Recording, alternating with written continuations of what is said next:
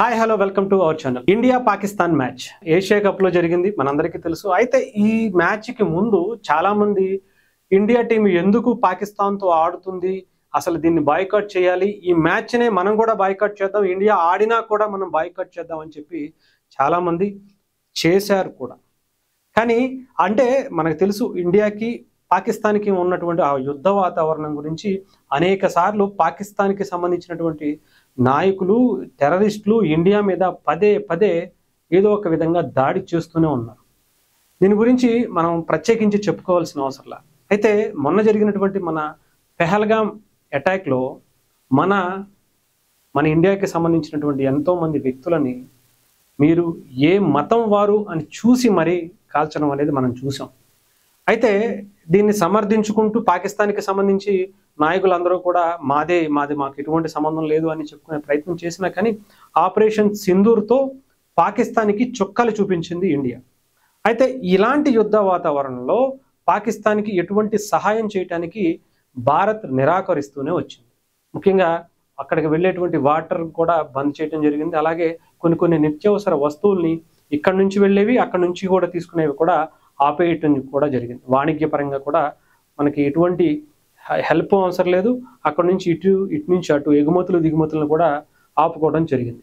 కొంత నష్టం ఉన్నప్పటికీ మాకు ఎటువంటి ఇబ్బంది లేదని భారత్ చాలా బలంగా నిలబడింది.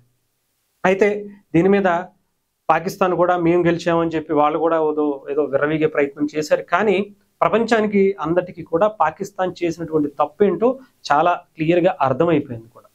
అయితే ఇలాంటి టైంలో పాకిస్తాన్కి ఒక ఎప్పుడు ఉంటుంది కదా ఒక కుటిల బుద్ధి అనేది. దాని గురించి మన ఇండియా ఎప్పుడూ కూడా బయట చెప్పాలనే ప్రయత్నిస్తుంది.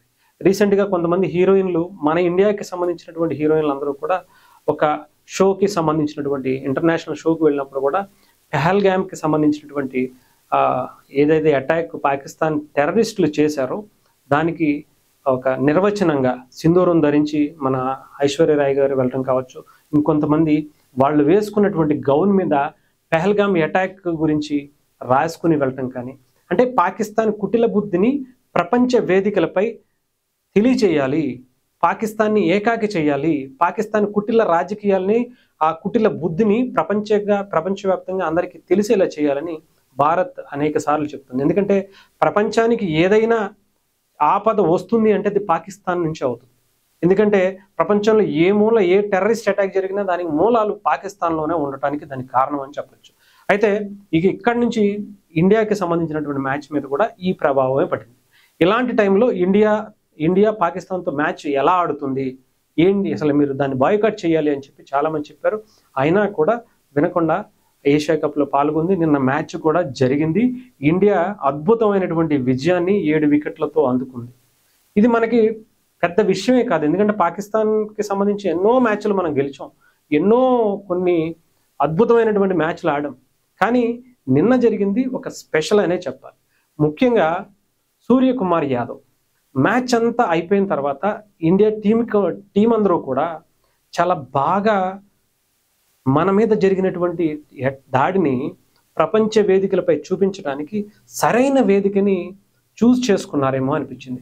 మ్యాచ్ జరగకపోయి ఉంటే ఇలాంటి ఈ పాకిస్తాన్కి సంబంధించినటువంటి వక్ర బుద్ధిని మనం చూపించే ప్రయత్నం చేయలేమేమో, వాళ్ళు వదిలేశారులే అనుకుని సైలెంట్ అయిపోయేవాళ్ళు. కానీ జరిగిన తర్వాత వాళ్ళకి ఎక్కడా కూడా మ్యాచ్ మొత్తంలో మీరు చూడొచ్చు, ఒక్క షేక్ హ్యాండ్ ఇండియాకి సంబంధించినటువంటి ప్లేయర్స్ ఎవరు కూడా పాకిస్తాన్ క్రికెట్ ప్లేయర్స్ కావచ్చు, అక్కడ ఉన్నటువంటి ఏ వ్యక్తికి కూడా ఇవ్వలేదంటే ఆలోచించండి.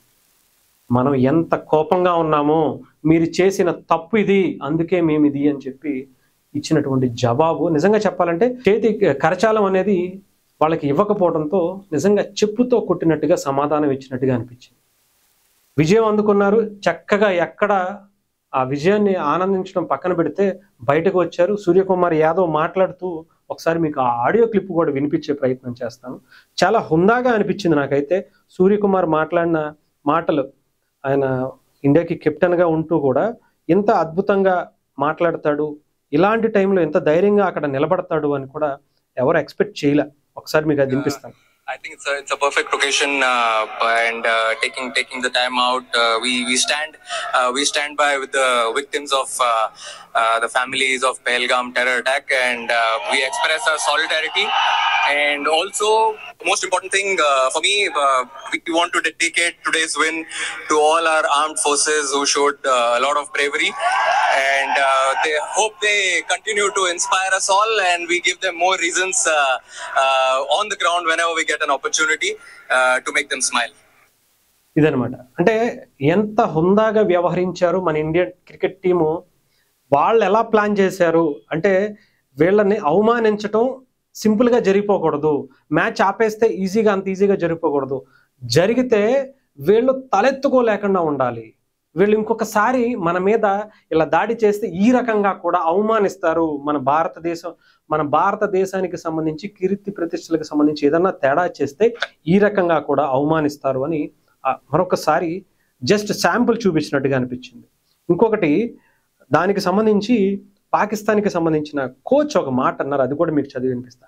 షేక్ హ్యాండ్ ఇవ్వకపోవడం బాధించింది పాక్ కోచ్. మ్యాచ్ అనంతరం భారత ఆటగాళ్లు షేక్ హ్యాండ్ ఇవ్వకపోవడంతో తమను తీవ్రంగా నిరుత్సాహపరిచిందని పాక్ కోచ్ మైక్ హాసన్ చెప్పారట. వారి కోసం గ్రౌండ్లో తాము చాలాసేపు ఎదురు చూశామని, ఇది సరికాదని పేర్కొన్నారు. ఈ మ్యాచ్ తమ ప్రదర్శన కూడా ఏమీ బాగాలేదని వ్యాఖ్యానించారు. కాగా నిన్న భారత ప్లేయర్లు పాక్ ప్లేయర్తో కనీసం కరచాలనం కూడా చేయని విషయం మనందరికీ తెలిసిందే.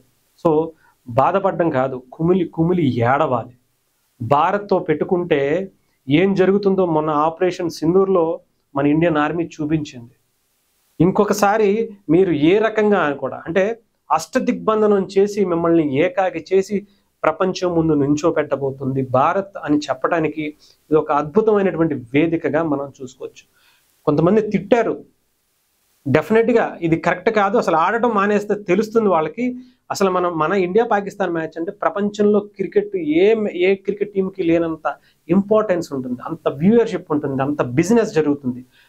దాని ద్వారా పాకిస్తాన్ లాభపడుతుంది. ఇండియాకి పెద్ద విషయం కాదు, ఎన్నో మ్యాచ్లు ఆడినాయి, ఎన్నో గెలిచినాయి, ఎంతో బిజినెస్ పాకిస్తాన్తోనే కాదు ఇంకా వేరే వాళ్ళతో ఆడినా కూడా మనకు ఆ డబ్బు సంపాదించుకోవాల్సిన పరిస్థితి. వాళ్ళ దగ్గర నుంచి వాళ్ళ మీద ఉండేటువంటి అంటే ఏమంటారు వాళ్ళ మీద వచ్చేటువంటి ఆ మ్యాచ్ ఆడేటువంటి డబ్బులతో మనం బతకాల్సినంత అవసరం లేదు. సో దానికి ముఖ్యంగా మనతో ఆడటం వల్ల వాళ్ళకు లాభం, వాళ్ళకి ఒక మంచి వ్యూయర్షిప్ వస్తుంది, ఒక మంచి స్పాన్సర్షిప్ వస్తుంది, మంచి డబ్బులు వస్తాయి. అలాంటి దాని మీద ఇంకొకసారి కొట్టాలి అంటే ఈ రకంగా కూడా కొట్టచ్చు అని చాలా స్పష్టంగా ఇండియన్ ప్లేయర్స్ అందరూ కూడా ఆల్మోస్ట్ అందరూ కూడా ఇదే ముక్త కంఠంతో నిలబడి వెళ్ళారని నాకైతే ఇంకొకటి అనిపించింది. బ్లాక్ రిబ్బన్స్ ఎప్పుడన్నా ఎవరన్నా చనిపోయినా ఏదన్నా అటాక్స్ జరిగినా ఇలా బ్లాక్ రిబ్బన్స్ వేసుకుని వెళ్తారు. ఈ మ్యాచ్లో కూడా అది చేసి ఉంటే ఇంకా బాగుండేమో అనిపించింది. బట్ ఏదేమైనా సరే సైలెంట్గా ఉన్నారు, కానీ చుక్కలు చూపించారు నిన్న పాకిస్తాన్కి. అటు మ్యాచ్లోనే కాదు వ్యక్తిగతంగా కూడా మా భారతదేశం జోలికి వస్తే, మా కీర్తి ప్రతిష్టల జోలికి వస్తే, మా భారతదేశ ప్రజల జోలికి వస్తే ఆర్మీయే కాదు ఇండియన్ క్రికెట్ ప్లేయర్స్ కూడా మీరు చేసేటువంటి కుటిల బుద్ధికి చెప్పుతో సమాధానం కాదు, బ్యాట్తో కూడా సమాధానం చెబుతామని చాలా క్లియర్గా ఇండికేషన్ అయితే ఇచ్చినట్టు అనిపించింది. మీరేమంటారు? ఈ కమెంట్స్ రూపంలో మాకైతే తెలియజేయండి. మీ అభిప్రాయాన్ని కూడా మా ముందు పంచుకోండి.